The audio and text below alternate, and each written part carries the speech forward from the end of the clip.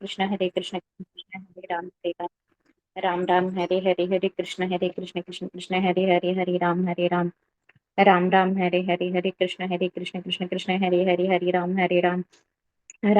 Ram Hare Krishna Krishna Krishna Hare Ram Ram Ram Hare Krishna Krishna Krishna Hare Ram Ram Ram Hare Krishna Krishna Krishna Hare Ram Ram Ram Hare Krishna Krishna Krishna Hare Ram Ram Ram Hare Krishna Krishna Krishna Hare Ram Ram Hare Krishna Krishna Krishna Hare Ram Ram Hare Krishna Krishna Krishna Hare Ram Ram Hare Krishna Krishna Krishna Hare Ram Ram Hare Krishna Krishna Krishna Hare Ram Ram Ram Hare Krishna Krishna Krishna Hare Ram Ram Hare Krishna Krishna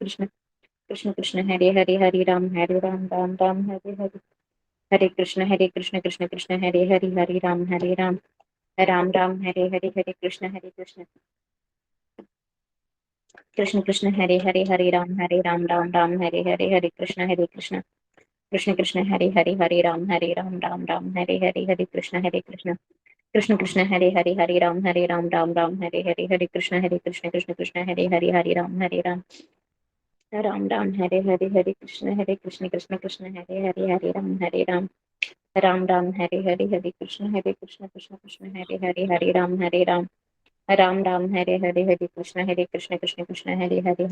Ram Ram Ram Hare Krishna Krishna Krishna Hare Ram Ram Ram Hare Krishna Krishna Krishna Hare Ram Ram Hare Krishna Krishna Krishna Hare Ram Ram Hare Krishna Krishna Krishna Hare Ram Ram Hare Krishna Krishna Krishna Hare Ram Ram Hare Krishna Krishna Krishna Hare Ram Ram Hare Krishna Krishna Krishna Hare Ram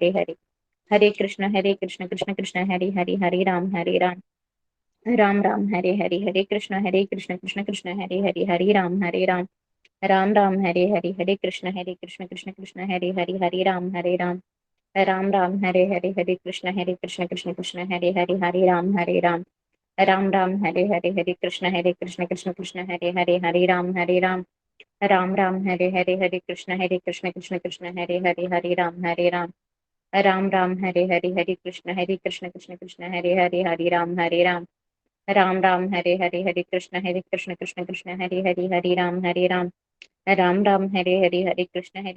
Krishna Krishna Krishna Hare Ram Hare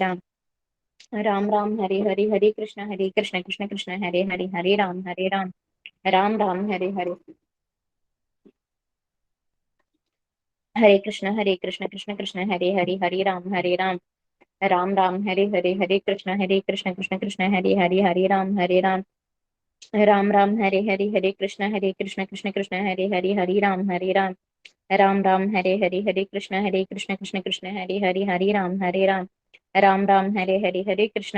Krishna Krishna Krishna Hare Ram Hare Krishna Krishna Krishna Hare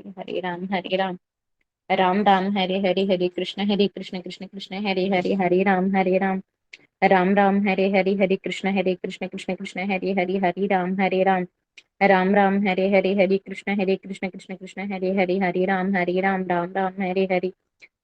Hare Krishna Krishna Krishna Hare Ram